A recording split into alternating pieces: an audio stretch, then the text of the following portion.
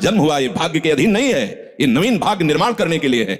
नहीं तो आदेश ही नहीं देते भगवान। पशुओं को आदेश नहीं दिया जाता क्योंकि वो भाग्य के अधीन है। केवल मनुष्य शरीर को आदेश दिया गया है। किसी देवता को भी आदेश नहीं दिया गया कि आप ये करो ये ना करो, क्योंकि वही करेंगे जो उनके सुकृत है, उसके अनुसार बस भोग भोगेंगे।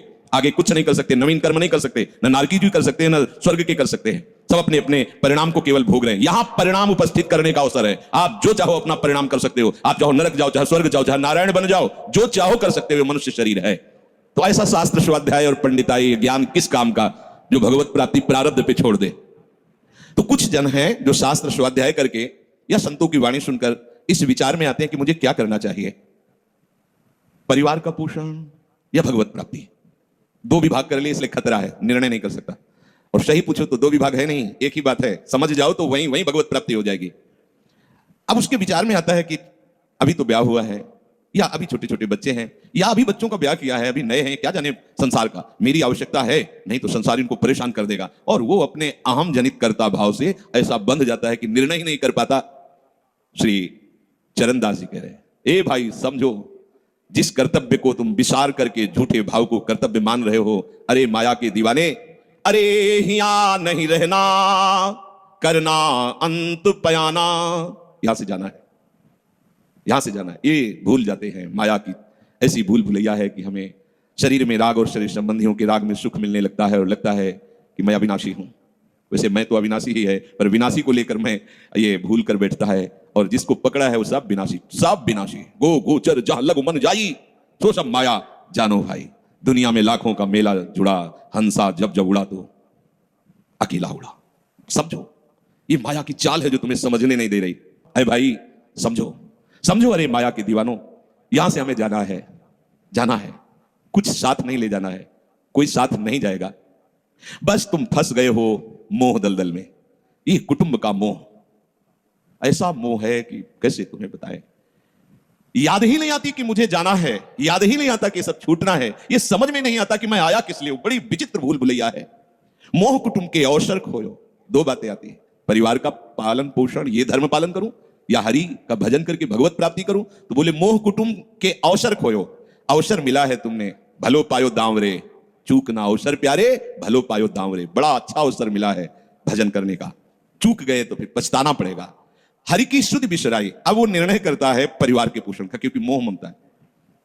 पीछे का, हर बार सत्संग में कहते हैं कि पीछे का रास्ता एकदम बंद हो जाना चाहिए, कि आगे कोई भयावह स्थिति आवे तो लौटने का रास्ता नहीं रहना चाहिए। उपासक को पीछे का मार्ग बंद कर देना चाहिए। पर होता क्या है, अपने लोग बहुत कमजोर हैं तो कदम ऐसे रखते हैं, पर पीछे वाला पुष्ट बनाए रखते हैं कि अगर इधर थोड़ी भी आंच लगी तो कदम पीछे करके सुरक्षित हो जाए। वो सुरक्षित नहीं है, वो सुरक्षित नहीं है, वो असुरक्षा है। परिवार का राग, अन्य भरोसा, किसी देहधारी का भरोसा, किसी वस्तु, ये भरोसे लायक चीज है, अरे क्षण में बिगड़ जाने वाली चीज है। भरोसा तो हरि का है, भरोसा तो हरि गुरु चरण सेवा अनुसरो। ये भरोसा कभी तुम्हें विश्वासहीन नहीं होने देगा। ये भरोसा कभी धोखा नहीं, साधुते हो न कारज हानि, कभी तुम्हारा मंगल नहीं हो सकता। मोह कुटुंब के अवसर खोयो, हरि की शुद्ध बिसराई। अब दिन तो बैल की तरह काम करने में व्यतीत हो रहा है और रात्रि नींद और भोग में समाप्त हो रही है। आठों पहर की 60 घड़ियां बेकार में इसने व्यतीत कर दी। एक क्षण भी शांति से बैठकर विचार नहीं किया कि मेरा जन्म किस लिए हुआ है, मैं क्या कर रहा हूं। और अपना कुशल चाहता है। एक छिन हरि को नाम लीन हो, कुशल कहां ते हुई, तब लगे कुशल न जीव कहूं, सपने हो मन विश्राम। स्वप्न में भी शांति नहीं मिल सकती जब तक भजन नहीं करोगे। बालक अवस्था तो खेल में चली गई, जवानी हुआ तो अहंकार मद छाया, मैं करता मैं भोगता इसमें चली गई। जब वृद्ध आया तो रोग और चिंताओं ने घेर लिया। अब इतना दुखी है कि वो सोच भी नहीं सकता कि मैं इनसे दूर होकर भजन कर लूं। ये जो वो भजन का नाटक होता है, भजन में हम देखते हैं ऐसे ही लगा रहता है, कैसे हो और बढ़िया से, और क्या करें, और मरने का ठोर आ रहा है, और क्या करें। तुम आयो भजन करने के लिए और में अभी फंसे हो, क्या कर दूं, कहां से कैसे व्यवस्था कर दूं। हम ही चला रहे हैं, भले वृंदावन में बैठे, परिवार हमारे अनुसार चलेगा, हमारे ही, नहीं तो नष्ट हो जाएंगे।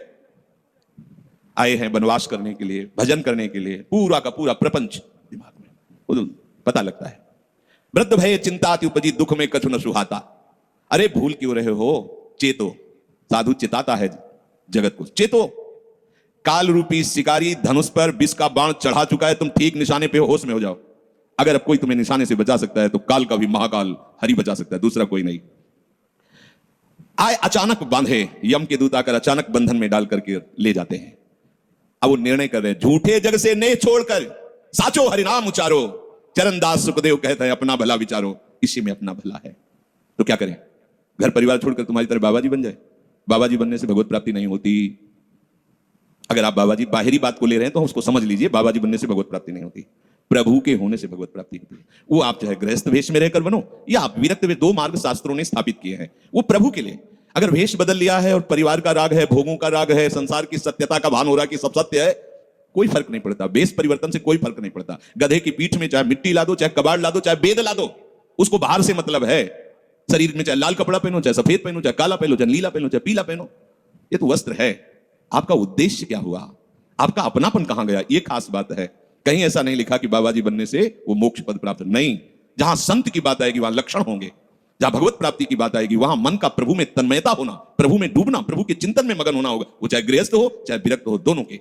एक है कि संसार का व्यवहार पसंद नहीं तो निवृत्ति मार्ग का पथिक बन गया, और एक है कि संसार के व्यवहार को भगवत स्वरूप समझकर, भगवत अर्पित करते हुए अपने को प्रभु का मानकर, प्रभु को अपना मानकर चल रहा है, ठीक वैसे ही भगवत प्राप्ति उसको भी होगी। हम लोग जब सत्संग में बात सुनते हैं तो निर्णय करने के लिए हमारा ही हृदय होता है। अब लगा कि नहीं ठीक है, भजन तो करना है, पर हम ऐसा नहीं है कि कर्तव्य के लिए रुक रहे हैं, पर कुछ समय अब हम लेंगे, फटाफट सब निपटा के। तो तुमसे भी चतुर काल है, वो उतने ही समय में तुम्हें निपटा देगा। बहुत चतुर है। हमने बहुत से लोगों के मुझ से सुना है कि बस ये काम हो जाए हम आए, आज तक वो लौट के नहीं आ पाए, क्योंकि वो गली ऐसी है। क्या है, बहुत दलदल है आगे। जो गया ना मोह कलिल में डूबा, अब निकल पाना बड़ा मुश्किल है। सत्संग में इतना सामर्थ्य है कि अभी आप सुन रहे हो, अभी आपको ऐसे सब ऐसे लगेगा, ऐसे ऐसे निकल जाएंगे, और गेट के बाहर होइएगा, वो हवा लगने दीजिए, तब लगे कैसे निकले। ऐसी प्रचंड माया है।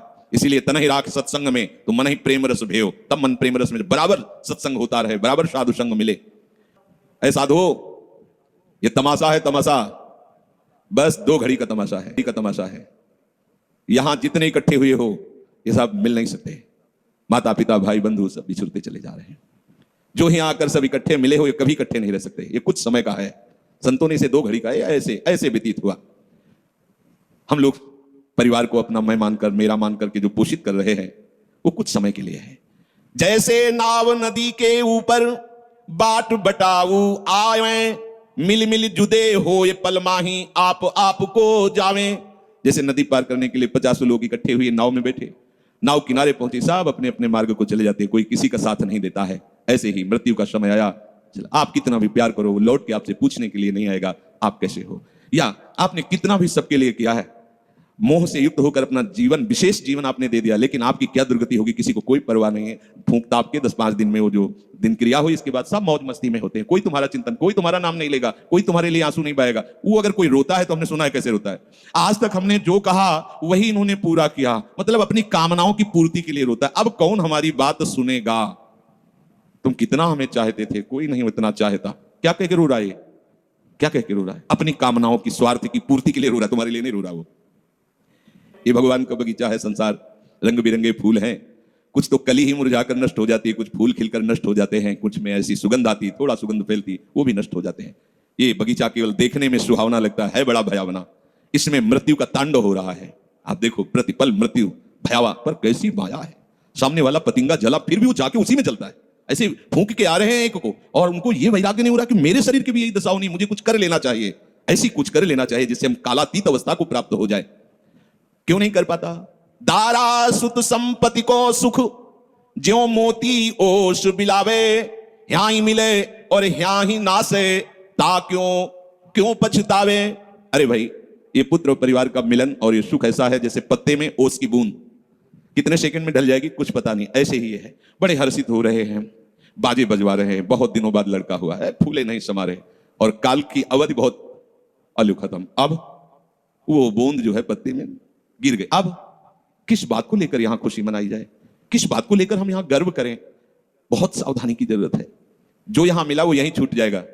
आप जब जाओगे तो आपके साथ हरि भजन वो किया नहीं, आपके साथ ही हरि उनको माना नहीं। क्या करो, कुछ दे दे। क्या, सबको सुख देने की भावना, सब में प्रभु की भावना। जो भी तुम्हारे पास मन वचन कर्म से प्राप्त हुआ है वो सबको सुख देने के लिए है, सब में प्रभु है। ये बात समझ में नहीं आएगी, सबको क्यों सुख दें, क्योंकि सुख मिलना है।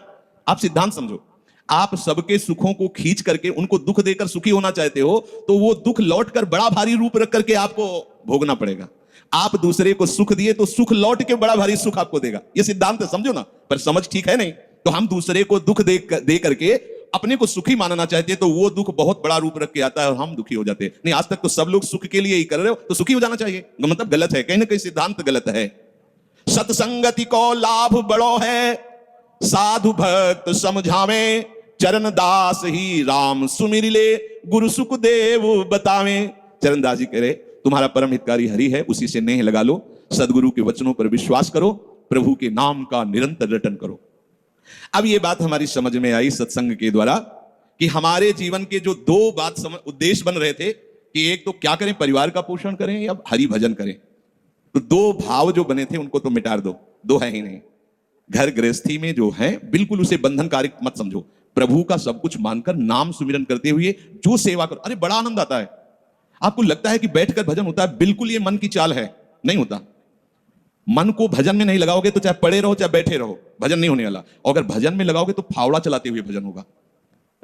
जब नाम का अभ्यास करना था तो नई अवस्था थी, तो गुरुजन हर समय सेवा में लगाए रहते थे। बड़ी बड़ी पत्थर की शिलियां आश्रम में थी, उठा उठा कर उनको जमा कर खोद के बराबर करना, तुलसी का बगीचा लगाना, गेंदे का बगीचा लगाना, और वृक्षों को हैंड पैप से भर भर के पानी 100 बाल्टी खूब सींचना खूब, और उसमें भी नाम स्मरण करना। और जो पूर्व सदगुरुदेव भगवान थे बड़े ही बाहरी कठोर नियम वाले, और उस समय नाम का अभ्यास उसी समय करवाया गुरुदेव भगवान ने। ऐसे नाम पूरे में सोने लगाना, गुरुदेव भगवान की कृपा से समझ में आया। तो हमें लगता है कि कोई भी काम करते हुए भजन हो सकता है, कोई भी। अरे जब युद्ध हो सकता है तो और क्या बात है। अब बोलो आपका निर्णय कि मैं परमार्थ में जाऊं या व्यवहार ठीक करूं। हम कह रहे हैं वो व्यवहार ही परमार्थ बना लो ना, भागने की जरूरत कहां है। और जब आपकी अरुचि बढ़ेगी, वैराग्य बढ़ेगा, तो तुम्हें कोई रोक नहीं पाएगा, वो तो स्थिति आएगी। और अगर स्थिति के लिए बिना तुम भागोगे तो यहां के वही प्रपंच करोगे, यहां भी वही प्रपंच करोगे, भजन नहीं होगा। तो पहले तो साधक को इस बात को लेकर संदेह होता है कि संसार का व्यवहार करना कर्तव्य है या भजन करके भगवत प्राप्ति करना कर्तव्य। अब उसका सत्संग के द्वारा निर्णय होता है, चाहे शास्त्र का चाहे संतों का, कि नहीं नहीं मुझे तो इस जन्म में भगवत प्राप्ति करनी है। संसार के इन सब कार्यों को तो बहुत जन्मों में किया है, अब इस जन्म में भगवत प्राप्ति करनी है। ऐसा निर्णय सत्संग से होता है। जब ऐसा निर्णय हुआ तो भोग उसे कड़वे लगने लगे। ये शरीर का विलास, इंद्रियों का विलास उसको एक दुखद लगने है, कैसे कैसे छोड़ूं, कैसे हटूं। अब उसी को वैराग्य कहते हैं। अब उसके अंदर वैराग्य बढ़ने लगा। जब वैराग्य बढ़ने लगा तो वो प्रभु की तरफ चलने के लिए उतावला हुआ। अब उसके सामने प्रभु की तरफ चलने के लिए जो बताने वाले वो शास्त्र हैं और वो संत जन हैं। अब इतने संत जन हैं कि उनकी सबकी अलग अलग साधना है, अलग अलग उपासना है। इतने शास्त्र हैं कि उनकी अलग अलग धाराएं हैं, और बिना इसके कल्याण नहीं होगा। हर सब कोई कहता है हमारा मार्ग ठीक है, सब सिद्धांत कहते हैं इससे भगवत प्राप्ति, इससे भगवत प्राप्ति, इससे ऐसा, इससे वो साधक फंस जाता है कि चलूं तो किसमें चलूं। उसके सामने साध्य और साधन विषयक तरह तरह के भेद साधकों के द्वारा, संतों के द्वारा, भक्तों के द्वारा डाले जाते हैं सामने। फिर शास्त्र को पढ़ता तो बहुत सी बातें शास्त्र में निकलती हैं। अब वो बेचारा परेशान हो जाता है कि अब मैं क्या करूं। संसार का तो सत्संग के द्वारा समझ लिया कि ये ठीक नहीं, मुझे भगवत प्राप्ति, पर कैसे भगवत प्राप्ति करूं। अब इसका निर्णय करना उस नवीन साधक के लिए बहुत कठिन होता है। परंतु कृपा जिसने आश्रय ले लिया वो यहां टिकता नहीं। इस संशय में परमार्थ भगवत कृपा से पुष्ट होता है। सबसे पहले प्रभु हरि को गुरु बनाना चाहिए, वही सबके गुरु हैं। जब हम घर से निकलने की सोच रहे हैं उस समय वो सोच भी गुरु दे रहा है, वो हरि गुरु उस समय सोच भी दे रहा है वही। तो जब हमारी ऐसी स्थिति आती है कि हम निर्णय नहीं कर पाते तो अंदर से प्रभु को पुकारना चाहिए, हे गुरुदेव हरि आप प्रकट रूप में मिलो और मेरा समाधान करो। अब जो ही वो अंदर से ऐसी दशा में प्रभु की शरण होकर के पुकारता है तो भगवत कृपा उसे सदगुरुदेव के रूप में प्राप्त हो जाती है। ये ओहो जो मैं खोज रहा था वो मिल गया। वो अंदर से भगवान उसको वहां पहुंचा देते हैं, वो बात सुनवा देते हैं, वो संयोग बैठाल देते हैं, जिससे उसके सारे संशय नष्ट हो जाते हैं। अब वो संपूर्ण शास्त्र और संपूर्ण संतों के मत को प्रणाम करके अपने गुरुदेव की आज्ञा पर चलने लगता है। अलग अलग वर्णन है संप्रदायों के सिद्धांत, अलग अलग शास्त्रों की युक्तियां वर्णन है। हम कितनी युक्तियां, कितनी चलेंगे तो एक युक्ति में ही। तो इतनी बात समझ लेना है कि हम प्रभु के अंश हैं, इसमें किसी भी संप्रदाय का कोई कटाक्ष नहीं। जीव प्रभु का अंश है, इसमें किसी भी संप्रदाय की कोई टिप्पणी नहीं है ना, ठीक है। दूसरी बात, संसार भगवान की माया है, सब संप्रदाय है ना, तो इस माया को त्यागना है। बात समझ में आ गई। तीसरी बात है भगवत प्राप्ति करनी है। ये तीन बातें किसी भी संप्रदाय में कहीं भी कोई काट नहीं इनकी।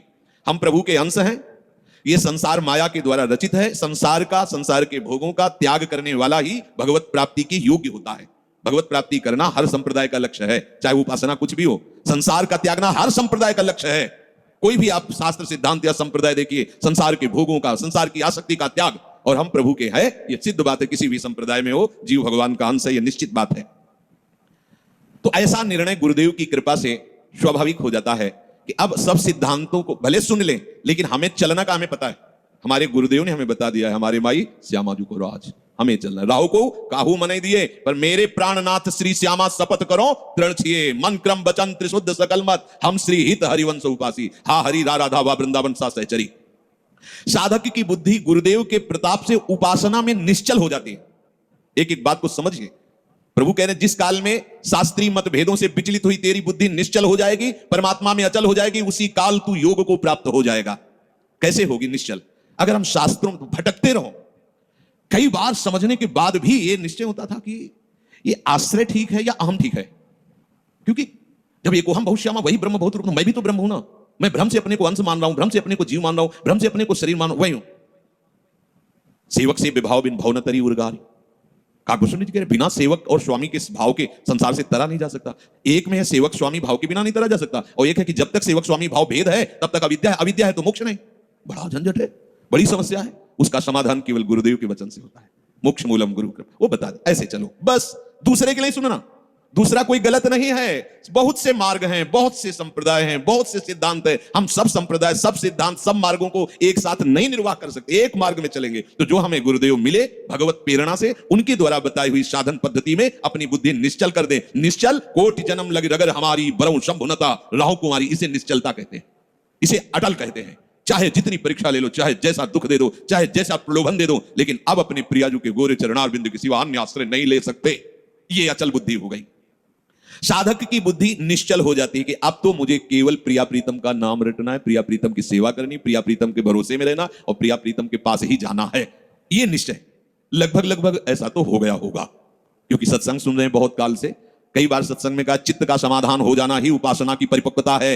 यदि आपसे कोई प्रश्न करे कि आपका उपासना का स्वरूप क्या है, तो श्री राधाजुग चरण निवास, बस आगे कुछ है ही नहीं। हमारा केवल उपास्य तत्व प्रेम, प्रेम का मूर्तिमान स्वरूप लाडली, लाडली के गोरे चरणारविंद, बस भजन साधन ये सब उनकी कृपा से हो रहा है। हमारा लक्ष्य केवल लाडली, भरोसा केवल लाडली, अपनापन केवल लाडली। अभी जीत गए, अभी जीत गए, ज्यादा जैसी तरीवंश प्रपंच पंच सब काल ब्याल को खायो, यह जिए जान श्याम श्यामापद कमल संग सिर नायो। मुझे प्रियालाल को प्राप्त करना, यह दृढ़ निश्चय हुआ गुरुदेव की कृपा से।